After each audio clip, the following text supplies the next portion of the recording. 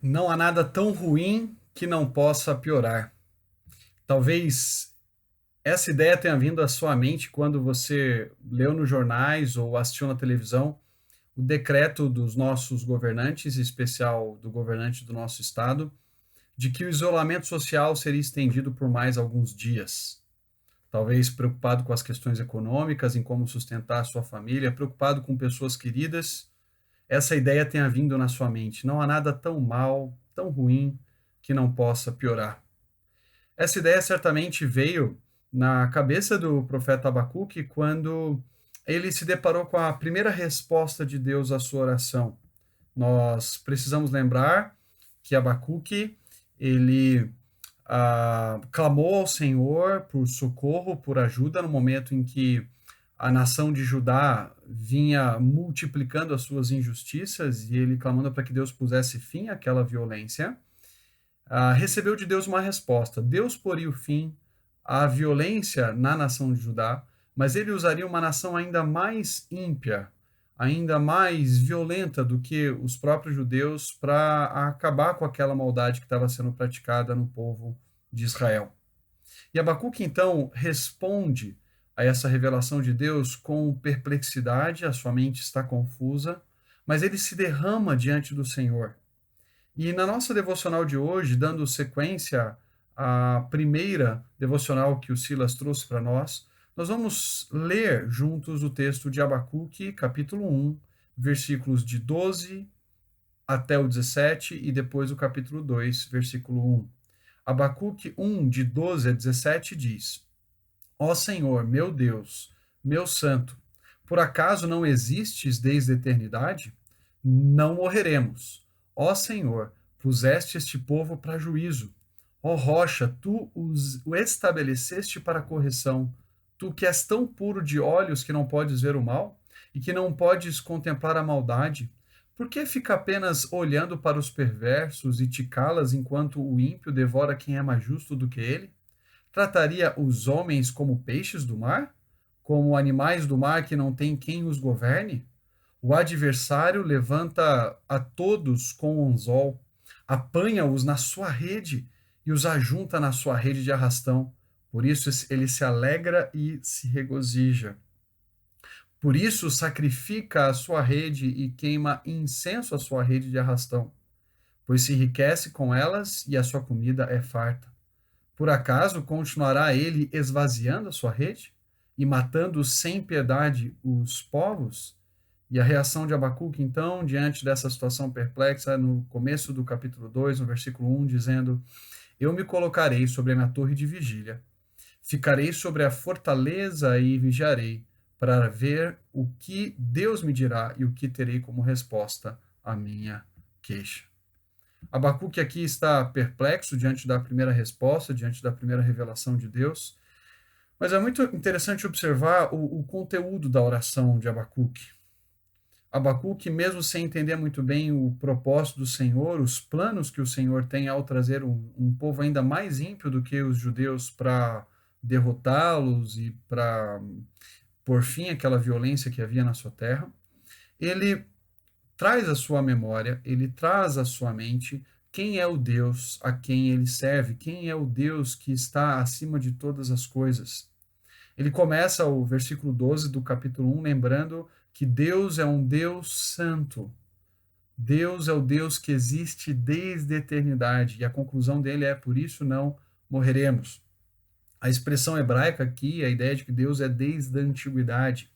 Talvez Abacuque estivesse se lembrando dos pactos, das alianças, dos compromissos que Deus havia feito com os antepassados de Israel. A aliança que Deus fez com Abraão, depois renovou com Isaac, com Jacó. Talvez ele tivesse em mente também a lembrança que Deus havia feito com o rei Davi anteriormente. E ao lembrar que Deus é desde a antiguidade, que ele é desde a eternidade, ele também se lembra que esse Deus é um Deus que fez um compromisso, que fez uma aliança com o seu povo, e por isso Israel não morreria. A maioria das versões do texto hebraico trazem realmente essa ideia na primeira pessoa: nós não morreremos. A certeza de que Deus é desde a antiguidade, que ele tem um compromisso com a nação de Israel, desde um período distante. Era a certeza de que, apesar de ele trazer os babilônios para destruir parte da nação, a nação não seria aniquilada, ela não seria completamente destruída, ela sofreria uma disciplina de Deus, mas ainda assim Deus preservaria o seu povo. Abacuque também lembra que Deus é um Deus santo, como ele diz no começo do versículo 12, né? Deus, o meu santo, a expressão literal. Depois ele fala no versículo 13: tu que és tão puro de olhos que não podes ver o mal e não podes contemplar a maldade. Abacuque se lembra que Deus é um Deus puro, que Deus é um Deus santo e que o governo dele há de vindicar plenamente a sua santidade no final. Por isso, em meio à perplexidade diante da violência que só aumentaria quando os babilônios viessem e destruíssem parte da nação de Judá, ele é lembrado, ou ele se lembra de que Deus é um Deus santo. Ele não permitiria que a maldade continuasse ou fosse perpetuada sem um fim, sem um basta. Deus colocaria um basta nisso, porque Deus é um Deus santo que não pode contemplar a maldade. Mas o que me chama a atenção também nesse texto é que no final do versículo 12 do capítulo 1, Abacuque também diz que o Senhor pôs esse povo, ele está se referindo aos babilônios, esse povo violento, cruel, para juízo. Ó rocha, tu o estabeleceste para correção. Ele sabia que por trás daquela ação dos babilônios estava a ação do Senhor, estava a mão soberana de Deus, usando os babilônios para disciplinar o Reino do Sul, para disciplinar Judá. Deus não apenas é desde a eternidade, por isso tem pacto, tem uma aliança, tem um compromisso com Israel desde a antiguidade. Deus não apenas é um Deus santo, que vai pôr fim certamente a toda maldade em algum momento, que Abacuque não sabia quando, mas Deus é um Deus que também está controlando o inimigo. O inimigo não fugiu das mãos de Deus, não fugiu do controle de Deus.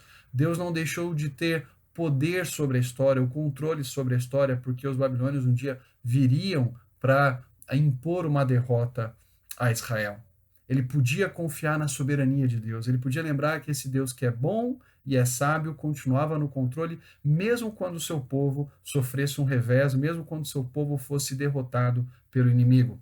Esses dias eu estava lendo um trechinho do livro do John Piper, Lições de um Leito de Hospital, e me chamou a observação que ele fez num dos capítulos ao dizer que alguns consideram a soberania de Deus ou o controle de Deus sobre todas as situações algo confortante, né, ou reconfortante. Outros entendem esse controle de Deus como inconcebível. Alguns entendem que é uma blasfêmia, outros acham que Deus é cruel. E Piper diz: eu estou no primeiro grupo que vê isso como um conforto. É um grande conforto para mim saber que qualquer coisa que aconteça a mim ou àqueles que amo não se dá ao acaso, nem está sob o controle de demônios maléficos. Deus é bom e Deus é sábio. Portanto, é uma boa notícia saber que Deus está no controle. Diante de situações que talvez pioram, situações que se tornam mais graves e mais difíceis, é muito bom lembrarmos que Deus continua no controle. Deus continua no controle do coronavírus. Talvez nós não tenhamos controle, o mínimo controle da nossa vida daqui a 10 segundos, mas Deus continua no controle e sabe como essa pandemia terminará. Nós podemos confiar nele, podemos confiar que esse Deus é desde a antiguidade, de que esse Deus continua cuidando do seu povo desde a antiguidade, que esse Deus é santo, ele está acima da criatura, e de que esse Deus controla todas as coisas. Abacuque também traz à sua memória a atitude do ímpio. Que tipo de postura o ímpio tem diante das situações da vida? Ele fala no versículo 14 que o ímpio, especialmente no versículo 15, perdão, e 17, ele fala: o adversário, o ímpio, né, levanta todos com anzol, apanha-os na sua rede e os ajunta na sua rede de arrastão. Por isso ele se alegra e se regozija. O ímpio trata outros seres humanos com desprezo. O ímpio trata os outros seres humanos como um meio para atingir os seus próprios fins. E por isso os babilônios vinham destruindo as outras nações e causando prejuízo às outras pessoas. E Abacuque pergunta: Senhor, até quando esses ímpios vão continuar matando os povos sem piedade? Ele também lembra que uma das atitudes do ímpio, no versículo 16, é que ele sacrifica a sua rede e queima incenso à sua rede de arrastão, pois se enriquece com elas e a sua comida é farta. O ímpio coloca a sua confiança não em Deus, não no Criador de céus e terra, mas ele coloca a sua confiança nos seus recursos. O ímpio trata os outros seres humanos com desprezo, nos versículos 15 e 17. O ímpio coloca a sua confiança nos recursos que ele tem. Mas a grande questão, e que nós veremos isso quando entrarmos com um pouco mais de profundidade no capítulo 2, é que uma hora Deus coloca um basta para esses recursos do ímpio. E aí então ele se desespera, ele fica perplexo. Talvez muitos de nós temos visto pessoas nos noticiários ou ao nosso redor que estão perplexas, que estão sem chão, porque colocavam a sua confiança naquilo que elas dispunham, em vez de colocar a confiança no Senhor. E de repente aquilo que elas tinham, seus recursos acabaram ou diminuíram, elas não sabem mais o que fazer. Mas depois de se lembrar de quem é o Deus a quem ele serve, depois de se lembrar da atitude que o ímpio tem diante das situações da vida, Abacuque demonstra para nós qual deve ser a postura do justo, como o justo deve responder a essas situações de perplexidade da vida. No capítulo 2, versículo 1, Abacuque diz: Eu me colocarei sobre a minha torre de vigia, ficarei sobre a fortaleza e vigiarei, para ver o que ele me dirá e o que terei como resposta à minha queixa. Queridos, nesse momento em que estamos perplexos e confusos, Deus nos chama, assim como Abacuque, nos colocarmos à nossa torre de vigília. E temos os nossos olhos bem atentos, como um antigo sentinela que ficava sobre os muros de uma cidade, olhando, vigiando, esperando no Senhor. Assim como Abacuque tinha os seus olhos em Deus, eu quero convidá-lo a colocar os seus olhos em Deus. Derrame-se diante dele. Entregue as suas circunstâncias ao Senhor. Confie de que esse Deus é santo, ele é desde a antiguidade e ele está no controle de tudo. Mas também faça com Abacuque. Anseie profundamente pela revelação de Deus quando ele diz: para ver o que ele me dirá e o que terei como resposta à minha queixa. Todos os dias, eu e você, podemos nos dobrar diante da revelação de Deus nas Escrituras e ouvir o que Deus tem a nos dizer em meio às situações confusas e de caos que estamos experimentando. Eu quero convidar você a ter esse mesmo anseio, esse mesmo desejo, de, assim como Abacuque, dizer: eu quero ver o que Deus vai me dizer, eu quero ver que resposta eu terei à minha queixa. E você não precisa de uma nova revelação. Abacuque ainda vivia no momento em que Deus estava trazendo novas revelações, estava deixando cada vez mais claro o seu plano para a história. Eu e você temos toda a revelação de Deus nas Escrituras e podemos abrir a palavra de Deus e encontrar na palavra de Deus o consolo, o conforto, a orientação e a provisão de Deus para aquilo que precisamos a cada dia, em momentos em que nos encontramos perplexos, assim como Abacuque. Meu desejo, a minha oração é que você cresça na dependência e na confiança de Deus. Que Deus o abençoe.